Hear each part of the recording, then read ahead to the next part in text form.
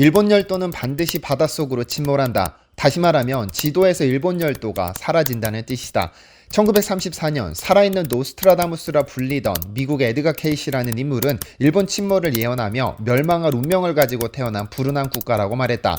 잠자는 예언자라고 불리던 케이시는 최면 상태에서 현실이 된 수없이 많은 예언을 남겼는데 그 외에도 일본의 침몰을 예언한 현대판 노스트라다무스는 그 수를 헤아릴 수 없을 정도로 많다. 도대체 왜 이들은 하나같이 일본이 언젠가는 지도에서 사라질 것이라고 예언한 것일까?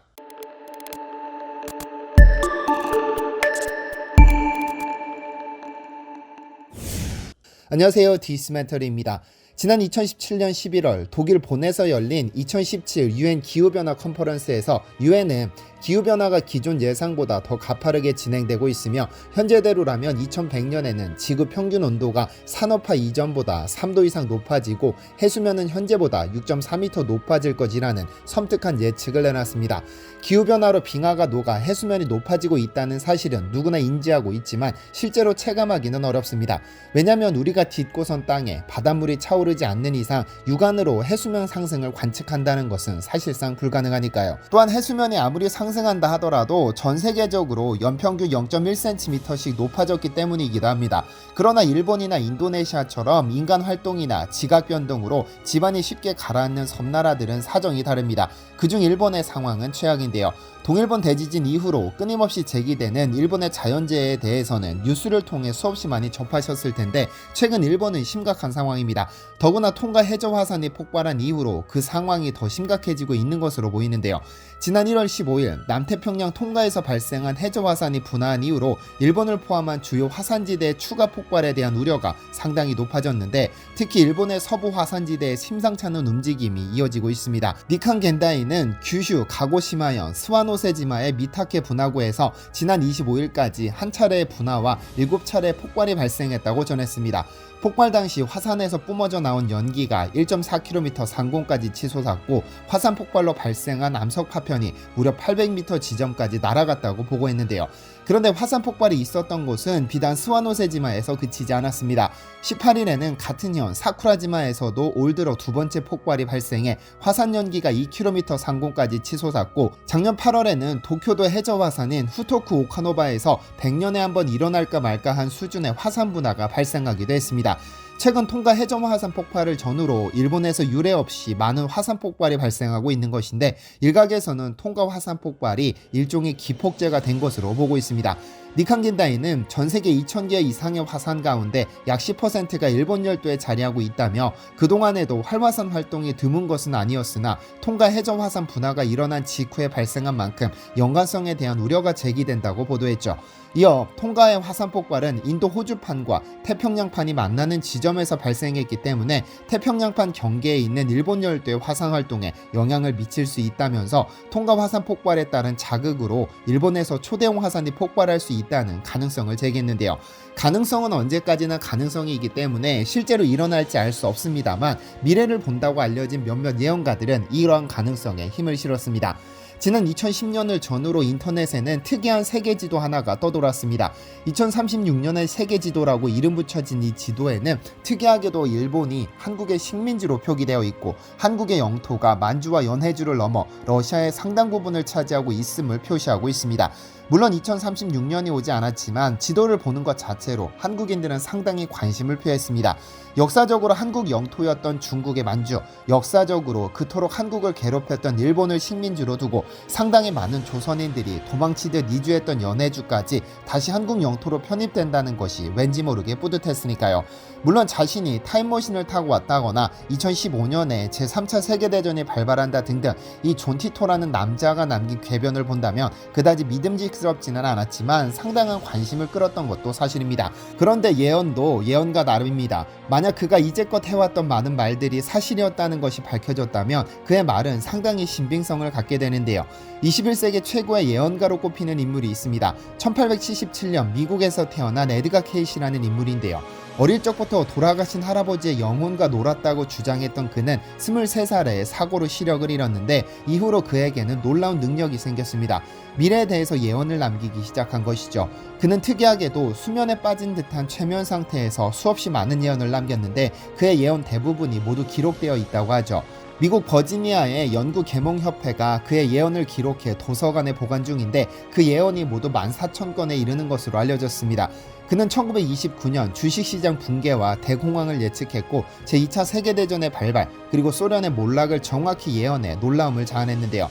그런데 보통의 예언가들이 두루뭉술하고 스무고개 하듯이 애매모호한 단어로 예언을 남겼듯 그 역시 그러했는데 그의 예언 중 단 하나 1934년에 남긴 예언 하나만큼은 확신에 찬 단어로 남겼습니다. 바로 일본이 침몰한다는 예언입니다.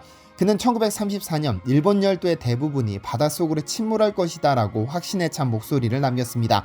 영어를 이해하는 분이라면 must라는 조동사를 이해하실 텐데 가정을 할 때 사용된다면 이 단어는 90% 이상의 가능성을 의미합니다. 이런 단어를 사용한 것으로 볼 때 그는 일본은 90% 확률로 반드시 바닷속으로 가라앉을 것을 확신했다고 볼 수 있는데요. 그런데 일본 열도의 대부분이 바닷속으로 가라앉을 것을 예언한 인물은 비단 에드가 케이시뿐은 아닙니다. 시대의 선각자로 불리던 타노스님 역시 일본의 침몰을 예언했죠. 한국 근현대사를 대표하는 고승 타노스님은 스님으로는 유일하게 유교, 불교, 도교 3교의 사상을 종합하고 통찰한 유일한 인물입니다. 그러나 그보다 타노스님이 더 잘 알려진 것은 예언가로서 상당한 업적을 남겼기 때문입니다. 그는 1950년 한국전쟁, 1968년 무장공비 침투, 베트남 전쟁에서 미국의 패배뿐 아니라 1975년에는 한국에 최초의 여성 대통령이 등장할 것을 정확히 예언하기도 했습니다. 그런데 그는 특이하게도 현재 지구가 겪는 기후변화는 지구의 축이 제자리를 잡아가고 있기 때문이라고 봤습니다. 지구는 태어날 때부터 23.7도 기온 상태인데 이 지구가 제자리를 찾아간다는 것은 극한의 추위도 극한의 더위도 없다는 의미입니다. 그래서 현재 지구온난화로 빙하가 녹아내리는 것은 정상적인 현상이며 이 빙하가 녹으면 해수면이 높아지는 것 또한 자연스러운 현상입니다. 그는 그의 책 주역 선해와 부처님이 계신다면을 통해 일본 침몰을 예언했는데 일본의 미래의 역사에 관한 한 일본은 가장 불행한 나라이다. 영토의 3분의 2가량이 바다로 침몰될 것이기 때문이다. 일본의 선조들이 저지른 죄악에 대해서 미래의 업보가 작용하는 것인데 일본은 독립을 유지하기에는 너무 작은 영토밖에 남지 않기 때문에 한국의 영향권 내로 들어오게 된다는 놀라운 예언과 함께 지구의 축이 바로 서게 되면 지구의 중심에 자리한 한국이 세계의 주인이 될 것이라는 예언을 남겼습니다. 그런데 한국이 세계의 중심이 된다는 것은 한국인인 타노스님만 남긴 예언은 아닙니다. 일본에서도 이러한 예언이 나오기도 했죠. 1975년 일본 히로시마현 선통사라는 절에서 잠깐 잠들었던 기다노 게이호우 대승정은 낮잠에 빠졌다가 신비한 기운을 내뿜는 사람들이 그의 잠을 깨우더니 한참 동안 대화를 나누었다고 합니다. 그들은 이 지구에는 큰 변동이 있을 것인데 지각이 신축됨으로 일어나는 현상으로 바다였던 곳이 땅이 되기도 하고 땅이 바닷속으로 침몰되어 없어지기도 하는 등 지금의 세계 지도는 완전히 달라진다면서 일본에는 약 20만 명 정도 살아남게 될 것이라고 말했습니다. 현재 일본의 인구수가 약 1억 3천만 명인데 20만 명밖에 남지 않는다는 것은 충격스러운 예언이 아닐 수 없는데요. 그런데 일본 침몰을 예언할 때 공통적으로 등장하는 내용은 해수면 상승에 따라 일본 열도가 바닷속으로 가라앉는다는 것입니다. 그런데 실제로 일본은 가라앉고 있는 걸까요? 이에 대한 해답은 네덜란드 위터레흐트대 연구팀이 가지고 있습니다. 네덜란드의 힐레스 에르케스 교수팀은 지난 2015년 1900년과 2000년대 도쿄를 비교한 결과 1900년대 대비 4.25m가 가라앉았다는 사실을 보고했습니다. 아파트 한 층 높이가 대략 2.2m라고 봤을 때 2층 높이에 해당하는 땅이 가라앉은 겁니다. 이러한 조사 결과는 일본 도쿄도청에서도 조사한 내용으로 도쿄도청 환경국 자연환경부는 1900년대 초 명치 시대부터 지반 침하를 관측한 결과 최대 4.5m의 지반 침하가 발생했다고 보고하며 당장 지하수 사용을 제한할 것을 제안했습니다. 이에 도쿄도는 2001년부터 지하수 사용을 제한하는 대폭적인 규제를 실시하면서 지반 침하는 멈추었지만 여전히 위험은 도사리고 있습니다.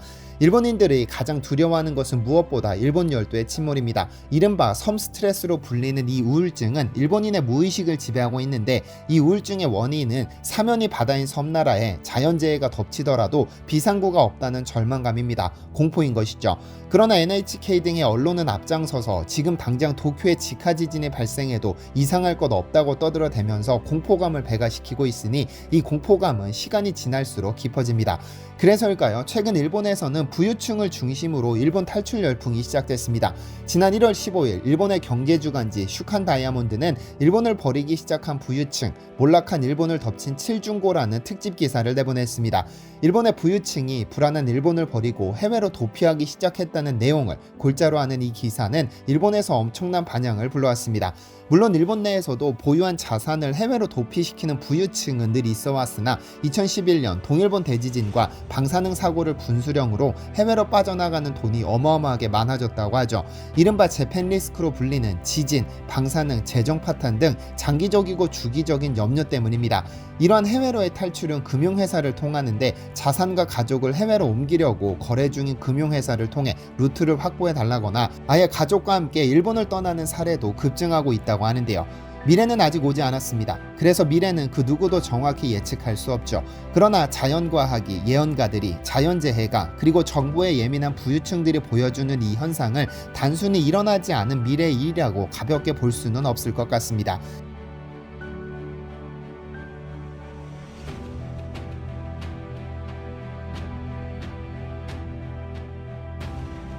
시청해주셔서 감사합니다.